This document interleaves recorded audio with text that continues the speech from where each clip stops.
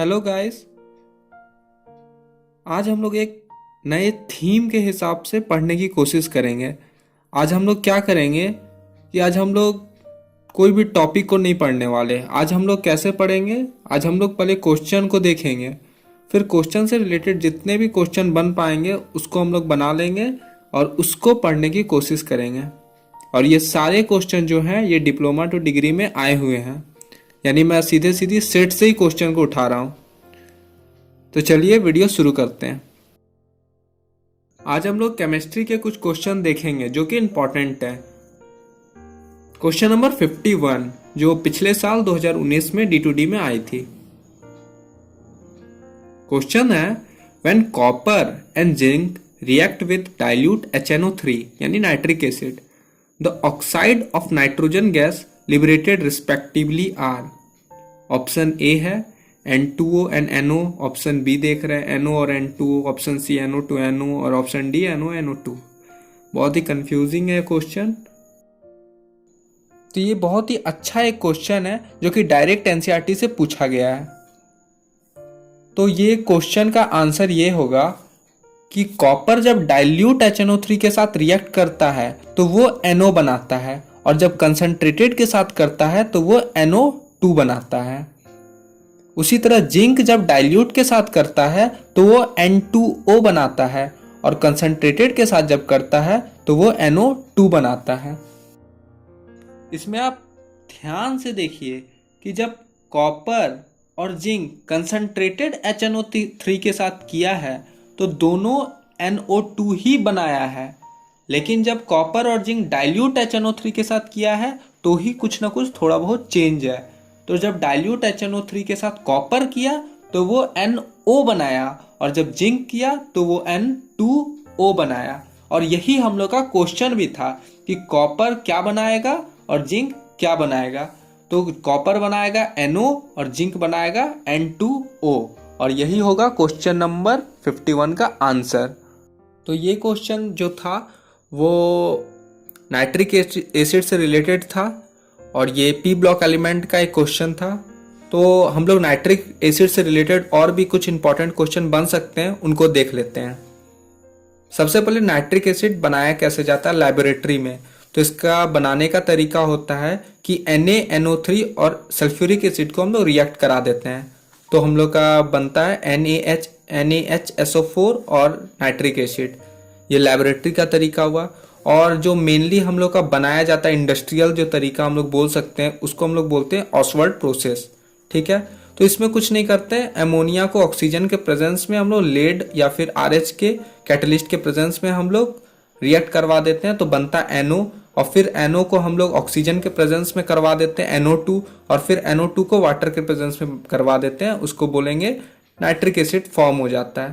तो आप ध्यान रखिएगा ऑसवर्ड प्रोसेस 3 स्टेप प्रोसेस होता है। पहला एमोनिया को वाटर से NO बना, फिर NO को ऑक्सीजन से NO2 बना, और फाइनली NO2 को वाटर से HNO3 का फॉर्मेशन हो गया। अब नाइट्रिक एसिड में जो इंपॉर्टेंट चीज है वो है नाइट्रिक एसिड किस तरह से डिफरेंट नॉन मेटल से रिएक्ट करता है। तो नाइट्रिक एसिड आयोडीन से रिएक्ट करके आयोडिक एसिड बनाता है। नाइट्रिक एसिड कार्बन से जब रिएक्ट करता है तो वो CO2 बनाता है, कार्बन डाइऑक्साइड। और जब वो सल्फर से रिएक्ट करता है, सल्फर का किस फॉर्म से, S8 फॉर्म से, तो वो बनाता है H2SO4। और जब वो फास्फोरस से, फास्फोरस के P4 फॉर्म से रिएक्ट करता है तो वो बनाता है S3PO3, जिसको हम लोग बोलते हैं फॉस्फोरिक एसिड। और आप ये ध्यान दीजिएगा जितना भी रिएक्शन है इसमें वाटर और NO2 लिबरेट होगा ही होगा, यानी वाटर और NO2 पक्का बनेगा। उसके अलावा सिर्फ कार्बन के साथ कार्बन डाइऑक्साइड बनता है, बाकी जितने भी नॉन मेटल है जैसे आयोडीन, S8, फास्फोरस, इनके साथ क्या बनता है, उनका एसिड बनता है। तो नाइट्रिक एसिड अगर हम लोग पढ़ रहे हैं तो एक इंपॉर्टेंट और चीज हम लोग को पढ़ना है, वो है ब्राउन रिंग टेस्ट। तो ब्राउन रिंग टेस्ट एक टेस्ट है जिससे हम लोग क्या करते हैं, नाइट्रेट को टेस्ट करते हैं। इसमें हम लोग करते क्या है, तो इसमें हम लोग जो नाइट्रेट होता है उसमें आयरन सल्फेट का एक सॉल्यूशन थोड़ा सा मिला देते हैं, और फिर बाद में हम लोग उसमें कंसंट्रेटेड H2SO4 यानी सल्फ्यूरिक एसिड मिला देते हैं। तो इससे एक ब्राउन रिंग फॉर्म हो जाता है टेस्ट ट्यूब में। और उससे ही हम लोग समझते हैं कि हाँ इसमें नाइट्रेट है। तो इसका फॉर्मूला, इसका जो रिएक्शन है ये थोड़ा सा डिफिकल्ट है, पर एटलीस्ट आप लोग जो ब्राउन रिंग जो बनता है उसका फॉर्मूला थोड़ा सा ध्यान में रखिएगा कि वाटर होता है और 5 होता है, NO होता है, 2+ होता है, आयरन होता है। मतलब एक इमेजिन करके रखिएगा कि हाँ अगर मान लीजिए आ गया कि ब्राउन रिंग टेस्ट में उसका फॉर्मूला क्या है, तो थोड़ा सा अंदाज में भी सही हो पाए। और इसमें याद रखिएगा NO का जो है ये ऑक्सीडेशन स्टेट क्या होता है, 1 होता है। और एक चीज बहुत ही ध्यान से रखिएगा कि ब्राउन रिंग टेस्ट करा किसके लिए जाता है, तो वो हम लोग किसके लिए करते हैं, नाइट्रेट को टेस्ट करने के लिए करते हैं। नेक्स्ट क्वेश्चन है क्वेश्चन नंबर 52। ये क्वेश्चन है which of the following oxide is amphoteric in nature. Option है carbon dioxide, CaO, barium oxide, Al2O3। अगर आप लोग को एम्फोट्रिक ऑक्साइड क्या होता है ये पता ही नहीं है, तो उसके लिए देखिए कुछ ऑक्साइड होते हैं मेटल के। ऑक्साइड होता है कोई भी मेटल या नॉन मेटल जब ऑक्सीजन से मिलता है उसको ऑक्साइड बोला जाता है। तो अगर मेटल के ऑक्साइड होते हैं तो उनका नेचर जनरली बेसिक नेचर का होता है, और जो नॉन मेटल का ऑक्साइड होता है उनका जो नेचर होता है वो जनरली एसिडिक नेचर होता है। लेकिन कुछ ऑक्साइड ऐसे होते हैं जो ना कि बेसिक होते हैं ना ही एसिडिक होते हैं, तो इन्हीं को जो बीच में आता है उन्हें एम्फोट्रिक ऑक्साइड बोला जाता है। तो एम्फोट्रिक ऑक्साइड का कुछ मेटल जो होता है वो एग्जाम्पल क्या है, वो है antimony, zinc, potassium, arsenic, sulphur, lead और अल्मुनियम। इन मेटल के जितने भी ऑक्साइड होंगे वो क्या होंगे, एम्फोट्रिक ऑक्साइड होंगे। अब एक चीज आप याद रखिएगा, एम्फोट्रिक ऑक्साइड ये बहुत ही जनरल क्वेश्चन है, ये आपको D2D में ही सिर्फ काम नहीं आने वाला है, ये बहुत ही ज़्यादा जनरल क्वेश्चन है। ये आपका रेलवे में पूछा जाएगा, SSC में पूछा जाएगा, और आप जितने भी कंपटीशन के एग्जाम देंगे हर एक में पूछा जाएगा कि एम्फोट्रिक ऑक्साइड का एग्जाम्पल है तो इसमें कौन एम्फोट्रिक ऑक्साइड होगा। तो एक इसका ट्रिक है याद रखने का, सब जन की आज सुने प्रभु अल्लाह। सब से हुआ SB, जन से हुआ जिंक, के से हुआ पोटासियम, सुने से हुआ आर्सेनिक, प्रभु से हो गया लीड और अल्लाह से हो गया अल्मुनियम। तो आप लोग याद रखिएगा कि ये ट्रिक है, सब जन की आज सुने प्रभु अल्लाह। ये जो वर्ड है इसमें सारा एम्फोट्रिक ऑक्साइड का नाम आ जाता है। तो आप लोग इसको याद कर लीजिए, अभी याद कर लीजिए, हर कंपटीशन में काम आएगा। तो इस क्वेश्चन का क्या आंसर होगा, ऑप्शन नंबर डी, Al2O3। क्यों, क्योंकि इस सीरीज का जितना भी मेटल है, जैसे अभी मैं बताया, ये सीरीज का जितना भी मेटल है उनका ऑक्साइड क्या होगा, एम्फोट्रिक होगा नेचर में। अब हम लोग अगर एम्फोट्रिक की बात कर रहे हैं तो डी ग्रुप में, डी ब्लॉक एलिमेंट में 2 कंपाउंड होते हैं, वो एम्फोट्रिक होते हैं नेचर में। उनका नाम आप याद रखिएगा, पहला V2O5 और दूसरा Cr2O3। ये बहुत ही इंपॉर्टेंट कंपाउंड है जो एम्फोट्रिक होते हैं नेचर में, और ये इंपॉर्टेंट इसीलिए भी है क्योंकि ये एक बार आ गया है। अब नेक्स्ट क्वेश्चन को हम लोग देखते हैं। क्वेश्चन है which of the following ions having the following electronic structure would have maximum magnetic moment, और 4 कॉन्फ़िगरेशन दिया हुआ है और हम लोग से क्वेश्चन पूछा गया है कि इसमें से मैक्सिमम मैग्नेटिक मोमेंट किसका होगा।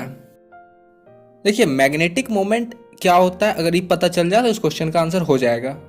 तो मैग्नेटिक मोमेंट होता है हर एक इलेक्ट्रॉन का अपना एक स्पिन होता है, जो वो एंगुलर मोमेंटम डेवलप करता है घूमने के द्वारा, स्पिन करता है, ठीक है। तो उसी से एसोसिएटेड होता है मैग्नेटिक मोमेंट। तो सिंपली इसका एक फॉर्मूला हम लोग को याद रखना है कि मैग्नेटिक मोमेंट क्या होता है, √n+2। ये इसका फॉर्मूला है, इसको हम लोग को याद रखना है। और यहाँ पे n क्या है, n है नंबर ऑफ अनपेयर इलेक्ट्रॉन।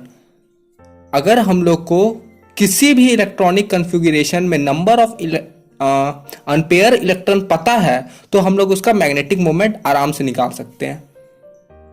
और इसका एक यूनिट होता है बोर्स मैग्नेट्रॉन। इसको आप लोग याद रखिएगा कि मैग्नेटिक मोमेंट का यूनिट क्या होता है, बोर्स मैग्नेट्रॉन। तो इस क्वेश्चन के आंसर में हम लोग क्लियरली देख पा रहे हैं कि सब कुछ सेम है, बस लास्ट का 3D ऑर्बिटल में सब में चेंज है। तो ऑप्शन नंबर ए में क्या है, 3D3। हम लोग को पता है डी में 5 ऑर्बिटल होता है और यहाँ 3D3 यानी 1, 2 और 3 यानी 3 अनपेयर इलेक्ट्रॉन है। ऑप्शन नंबर बी में 5 अनपेयर इलेक्ट्रॉन है। ऑप्शन नंबर सी में देखिए 5 तो इधर भर गया और 6 और 7 यानी 2 कंप्लीट भर गया, सिर्फ 3 यहाँ पे अनपेयर इलेक्ट्रॉन बचे।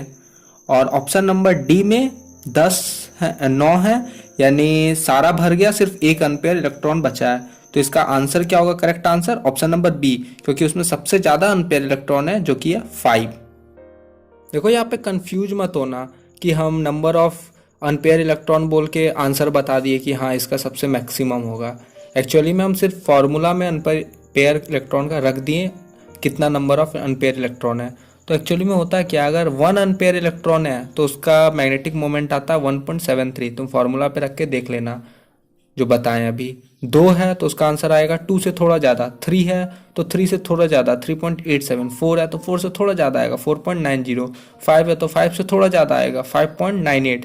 तो इससे तुम लोग अंदाज भी लगा सकता है, अगर 1 है तो थोड़ा 1 से ज़्यादा वाला आंसर देना, 2 अगर अनपेयर इलेक्ट्रॉन आ रहा है तो 2 से थोड़ा ज़्यादा वाला आंसर देना। ये कब देना आंसर ऐसा, जब मान लो डायरेक्ट पूछ देगा कि कितना होगा, एग्जैक्ट पूछेगा। मान लो कोई दिया क्वेश्चन और बोला उसमें कितना होगा मैग्नेटिक मोमेंट, सीधा सीधी तुम लोग को दिया ऑप्शन की 1.73, 2.84 ऐसे ऑप्शन दे दिया। तो नेक्स्ट देखते हैं question number 86। Which of the following is not an essential amino acid? कौन इसमें से ज़रूरत नहीं है एमिनो एसिड का? 4 ऑप्शन है, A lysine, B glutamine, C valine और डी ल्यूसाइन। देखो इस क्वेश्चन का आंसर अगर हम लोग को जानना है तो हम लोग को एमिनो एसिड का क्या चक्कर है ये समझना पड़ेगा। तो एमिनो एसिड सिंपली क्या होता है, ये एक मोनोमर है, ठीक है। क्या है? मोनोमर है प्रोटीन का। मतलब एमिनो एसिड यानी अल्फा एमिनो एसिड बहुत बार जुड़ता है आपस में, रिपीटेडली बार जुड़ता है और ये बनाता है प्रोटीन। तो सिंपली एमिनो एसिड क्या है? एक मोनोमर है प्रोटीन का, ठीक है। करीब करीब 20 एमिनो एसिड होता है, यानी टोटल 20 एमिनो एसिड होता है, ठीक है, जिसमें से 10 एजेंशियल होता है और 10 नॉन एजेंशियल होता है। अब देखो एजेंशियल और नॉन एजेंशियल का क्या चक्कर है। एजेंशियल यानी ज़रूरत, यानी हम लोग को वो चाहिए, हम लोग को वो खाना पड़ेगा, ठीक है। तो ये ऐसा एमिनो एसिड है जिसको हम लोग को खाना पड़ता है। और 10 जो होता है नॉन एजेंशियल होता है, मतलब इसे हमें नहीं चाहिए। अब नहीं चाहिए का मतलब ये नहीं कि ये ज़रूरत नहीं है, ये एक्चुअली हम लोग का बॉडी खुद बना लेता है, तो इसीलिए हम लोग को बाहर लेना नहीं पड़ता, हम लोग का बॉडी खुद बना लेता है। तो इस क्वेश्चन में यही पूछा गया है कि कौन नॉन एजेंशियल का एग्जाम्पल है। इससे पहले कि हम लोग समझे कि कौन एजेंशियल है कौन नॉन एजेंशियल है, उसका एग्जाम्पल समझे, हम लोग को पहले इसका स्ट्रक्चर समझना होगा एमिनो एसिड का। तो एमिनो एसिड में बीच में एक कार्बन होता है और कार्बन के साथ 4 बॉन्ड होता है, हम लोग जानते हैं। एक बॉन्ड से इसमें जुड़ा हुआ रहता है COOH, एक बॉन्ड से जुड़ा हुआ रहता है NH2 और एक बॉन्ड से जुड़ा हुआ रहता है हाइड्रोजन। ये हमेशा फिक्स रहता है, ये तीनों फिक्स रहता है। और एक जो होता है वो डिफर करता है, जिसको हम लोग R लेते हैं, ठीक है। और यही R के जगह पे जब डिफरेंट एलिमेंट आते जाते उनका नाम बदलता जाता है, ठीक है। जैसे एग्जाम्पल में हम बताते हैं कि R के जगह मान लो H आ गया, ठीक है, R के जगह क्या आ गया? H आ गया, तो इसका नाम हो जाता है ग्लाइसिन। क्या हो जाता है नाम? ग्लाइसिन। अब मान लेते हैं R के जगह हम लोग का आ गया CH3, यानी CH3 अगर आ गया तो इसका नाम क्या होगा? एलानाइन।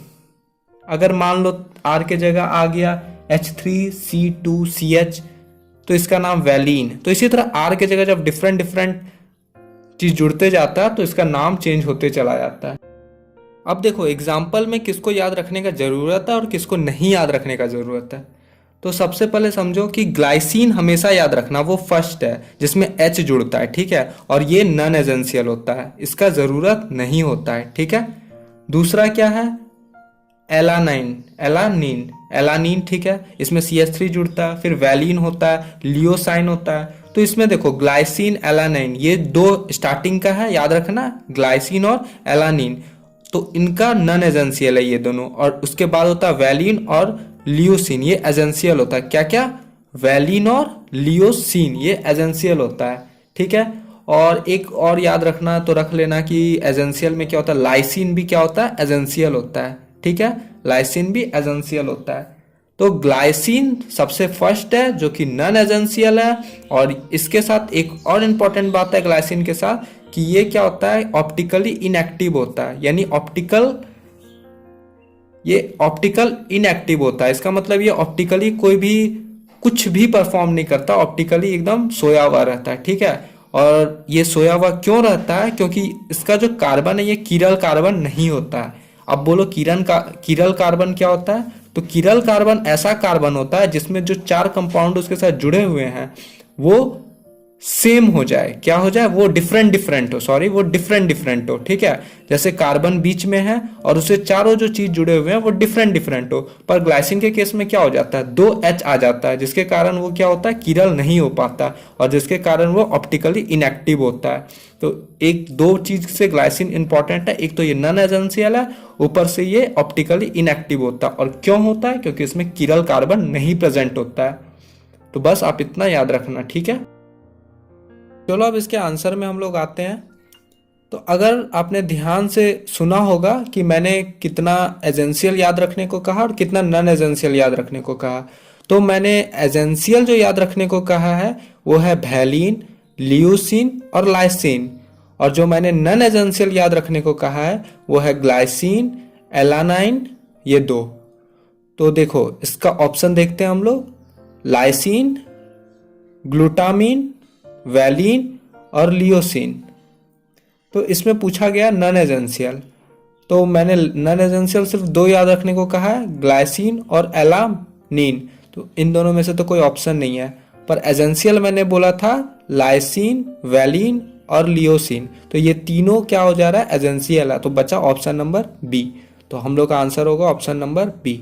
देखिए आप चाहे तो ज़्यादा याद रख सकते हैं, आप चाहे तो 20 में 20 याद रखिए, पर उतना पॉसिबल नहीं हो पाता। इसलिए आप ये 5-6 याद रखिए, 99% चांस है कि इन्हीं 5-6 में आगे पीछे करके क्वेश्चन पूछ दिया जाएगा। चलो अब बात करते हैं नेक्स्ट क्वेश्चन की। उम्मीद है बहुत कम लोग अभी तक बचे होंगे जो वीडियो को देख रहे होंगे, लेकिन जो देख रहे हैं मैं बिल्कुल बता सकता हूँ उनको इसका फल मिलेगा, ठीक है। तो नेक्स्ट क्वेश्चन की बात करते हैं। In the given below vitamin the water soluble vitamin is vitamin E, vitamin के, विटामिन सी और विटामिन डी। तो क्वेश्चन पूछा जा रहा है इसमें से कौन वाटर सॉल्युबल विटामिन है। देखो आप लोगों को पता होगा कि विटामिन बहुत इंपॉर्टेंट होता है हम लोग का बॉडी के लिए, ठीक है। इसको कोई बताने की ज़रूरत है नहीं। बस इसमें विटामिन 2 टाइप का होता है, एक होता है वाटर सॉल्युबल विटामिन, एक होता है फैट सॉल्युबल विटामिन। तो देखो विटामिन बी और सी वाटर सॉल्युबल होता है और बाकी सारा विटामिन क्या होता है, फैट सॉल्युबल होता है। यही रीज़न है कि डॉक्टर आप लोग को कोई कोई दवाई देते होंगे तो बोलते होंगे कि दूध के साथ लो। तो यही रीज़न होता है कि कुछ विटामिन जो होता है वो वाटर सॉल्युबल होता ही नहीं है, और एक्चुअली विटामिन बी और सी सिर्फ वाटर सॉल्युबल होता है और बाकी सारा विटामिन क्या होता है, फैट सॉल्युबल होता है। तो याद रखिएगा आप इसको। देखो यहाँ अगर विटामिन की बात हो रही है तो कुछ इंपॉर्टेंट और क्वेश्चन है जो विटामिन से बनते हैं, उनको देख लेते हैं हम लोग। सबसे पहले विटामिन ए। तो विटामिन ए से 2 डिजीज है इंपॉर्टेंट, याद रखिएगा। एक होता है ज़ेरोपैथेलमिया। क्या होता है, ज़ेरोपैथेलमिया, जिसमें होता क्या है, हम लोग का कॉर्निया जो है वो हार्ड हो जाता है। और एक डिजीज है नाइट ब्लाइंडनेस। ये 2 डिजीज होता है विटामिन ए से। नेक्स्ट है विटामिन बी। तो देखो विटामिन बी का बहुत सारा रूप होता है, जैसे B1, B2, B3, B4, B6, B12, ऐसा बहुत सारा रूप होता है विटामिन बी का, ठीक है। तो विटामिन B1 से होता है बेरी। क्या होता है, बेरी, ठीक है। और विटामिन B2 से होता है चियोलोसिस। क्या होता है, चियोलोसिस, ठीक है, याद रखिएगा। और विटामिन B1 का नाम भी याद रखिएगा, थायमीन नाम है इसका। क्या नाम है, थायमीन। और विटामिन B2 का नाम है रिबफ्लॉक्सिन। क्या नाम है, रिबफ्लॉक्सिन, ठीक है। और विटामिन B6 का क्या नाम है, पायरोडॉक्सिन। क्या नाम है, पायरोडॉक्सिन। ये इंपॉर्टेंट है, इनको याद रखिएगा। अब नेक्स्ट हम लोग चलते हैं विटामिन सी। देखिए विटामिन सी का नाम है स्कॉर्बिक एसिड। क्या नाम है, स्कॉर्बिक एसिड। और इससे क्या होता है, विटामिन सी से हम लोग को पता होगा स्कर्बी, और स्कर्बी में होता क्या, ब्लीडिंग गम्स। क्या होता है, ब्लीडिंग गम्स, ठीक है। और विटामिन डी हम लोग के लिए कॉमन है, हम लोग बचपन से पढ़ रहे हैं। विटामिन डी से रैकेट्स होता है, ठीक है। और विटामिन ई से हम लोग का क्या होता है, आरबीसी और डब्ल्यूबीसी, मतलब आरबीसी जो ब्लड सेल है और मस्कुलर वीकनेस आता है, ठीक है, विटामिन ई से।